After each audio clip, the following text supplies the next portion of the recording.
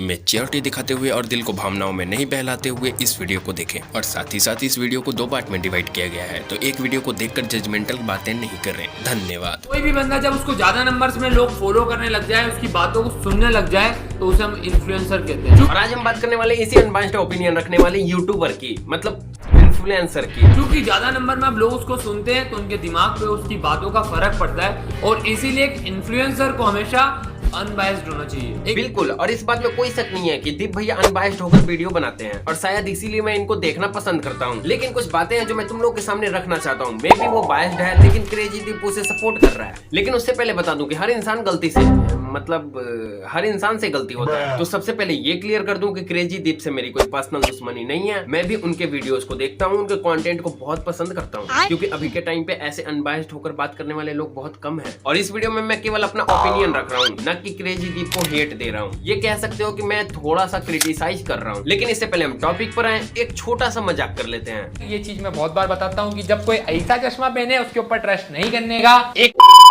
अब तुम्हारा वही सवाल कि परिवेश क्यों, क्योंकि एक दिन के अंदर रजिस्ट्रेशन हो जाता है, फास्टेस्ट विड्रॉल है, और 20 साल का ट्रस्ट है भैया, और 20 साल का ट्रस्ट है भैया, और 20 साल का ट्रस्ट है भैया, और ऐसा चश्मा पहने उसके ऊपर ट्रस्ट नहीं करने का। अब आते हैं टॉपिक पर कि दीप भैया, आप वही हो ना जो हर जगह पर अनबायस्ड होने का बात करते हो, लाइक ध्रुव राठी को रिप्लाई करने का हो, या फिर बीटीएस आर्मी पे अपना ओपिनियन देने का। ओवरऑल पिछले 6-7 महीने से आप अनबायस्ड ओपिनियन की वजह से मेरे फेवरेट हो। आप धर्म को बहुत मानते हो, लेकिन मुझे इससे कोई प्रॉब्लम नहीं है। लेकिन जैसे ही बात आती है बाबाओं का, तो दीप भैया एकदम वन साइडेड हो जाते हैं। कहने का मतलब है उन्हें सिक्के की केवल एक ही पहलू दिखाई देती है। कहाँ गलती हो जाए लोग तो खड़े ही हैं तलवार लिए। रोस्टर्स भाई लाइन लगा के खड़े भाई। नहीं गाइस, यहाँ पर मेरी बात नहीं हो रही। मैं तो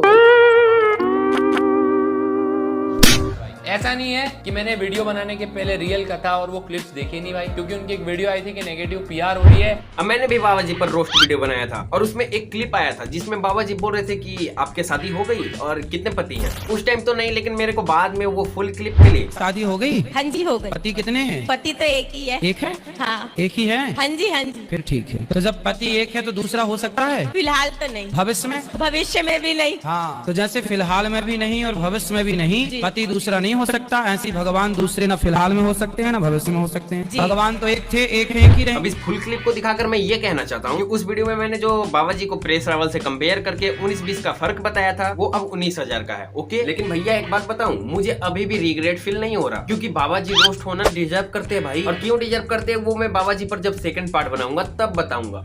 लतखोर हो गया हूँ भाई, मैं फिर से बनाऊंगा। यहाँ पे मैं कथा की बात नहीं कर रहा हूँ, मैं यहाँ पे बात कर रहा हूँ गौरी गोपाल आश्रम की, जहाँ पे कई सारी औरतें जिनके घर वालों ने छोड़ दिया है या घर वाले नहीं है, उनकी बाबा सेवा करते हैं। कितनी सारी माओं की सेवा करना, उनके पैर दबाना, उनके हॉस्पिटल का खर्चा देखना, उन्हें खाना खिलाना, हजारों लोगों और हजारों गरीबों को रोज फ्री में खाना खिलाना। वेल, मैं इस चीज को एज ए नास्तिक भी सपोर्ट करता हूँ, और मुझे इंसानियत से बड़ा कोई धर्म नहीं लगता। लेकिन हाँ, इंसानियत के पॉइंट ऑफ व्यू से भी देखा जाए तो बाबा जी की कुछ बातें मुझे अच्छी भी लगती है, जैसे वृद्धाश्रम चलाना, गरीब और बूढ़ी औरतों का सहारा बनना। ओवरऑल बोला जाए तो मैं पूरी तरह से इंसानियत के सपोर्ट में। लेकिन इसका मतलब ये बिल्कुल नहीं कि मैं बाबा जी को रोस्ट ही नहीं करूंगा। बाबा जी का मैथ, बाबा जी का साइंस और बाबा जी का आध्यात्मिक ज्ञान देखकर लगता है कि अब अगर कोई उनपे एलिगेशन लगा रहा है जो कि झूठा हो, तब उसे आप गलत कह सकते हैं, लेकिन ऐसे रोस्ट करने वाले को तो बिल्कुल नहीं। हजारों लोगों और हजारों गरीबों को रोज फ्री में खाना खिलाना। अच्छा, बाबा जी अगर कोई बचपना करे तो हम उनको ट्रोल कर देते हैं, लेकिन जब वो खेती करते हैं, जब वो इतने अच्छे काम करते हैं, तो हम लोगों की तरफ से कोई अप्रिशिएशन नहीं मिलता उनको। क्यों भाई?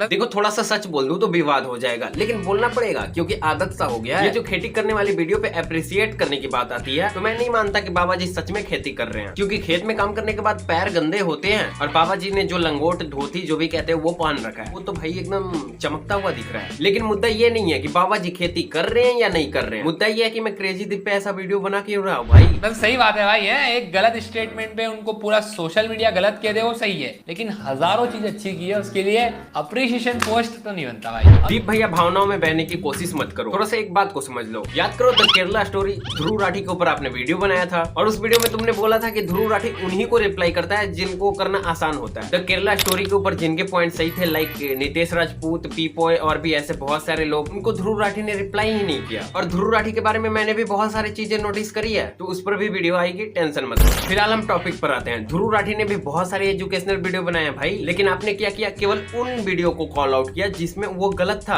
आपने भी तो कभी अप्रिशिएट नहीं किया होगा कि ये ध्रुव राठी कितना एजुकेशनल वीडियो बनाता है, लाखों लोगों को टाइटैनिक के बारे में बताता है, फैक्चुअल वीडियो बनाता है। नहीं, आपने भी केवल उसके मिसलीडिंग कॉन्सेप्ट को ही क्रिटिसाइज किया, और ऐसा होना भी चाहिए। कोई इंसान अगर जो 1000 जगह सही है और 10 जगह भी मिसलीडिंग कर रहा है, तो फिर हम उसे क्रिटिसिज्म देंगे ही देंगे, मैं रहूं, आप रहो या फिर कोई बाबा जी। देखो दीप भैया, मैं ये बिल्कुल नहीं कह रहा कि आप बाबा को अप्रिशिएट मत करो, लेकिन आप बाबा जी के दूसरे पहलू को दिखा भी नहीं रहे और बोल रहे हो कि मैं बाबा जी के लिए बायस्ड नहीं हूँ। चलो एक और छोटा सा एग्जांपल देता हूँ। मान लो मैं एक टेक क्रिएटर हूँ, मैं यूट्यूब के बारे में अच्छी नॉलेजेबल वीडियो बनाता हूँ, और उससे जो मेरे रेवेन्यू बनते हैं उससे मैं गरीबों को खाना खिलाता हूँ। स्टिल मैं अच्छे काम भी कर रहा हूँ और साथ ही साथ नॉलेजेबल वीडियो भी बना रहा हूँ। नए जो यूट्यूबर्स हैं उन्हें ग्रो करने में मैं काफी मदद कर रहा हूँ। और तभी मैं एक वीडियो पोस्ट करता हूँ जिसमें मैं बोलता हूँ कि भैया यूट्यूब के गाइडलाइन में लिखा गया है कि अगर जो तुम अचार खाकर वीडियो बनाओगे तो ज्यादा व्यूज मिलेंगे। और फिर जब मुझे इस बात के लिए लोग क्रिटिसाइज करने लग जाए, तो मैं ये बोलने लगूंगा कि भाई मैंने इतने सारे अच्छे काम किए हैं, वो तो देखो।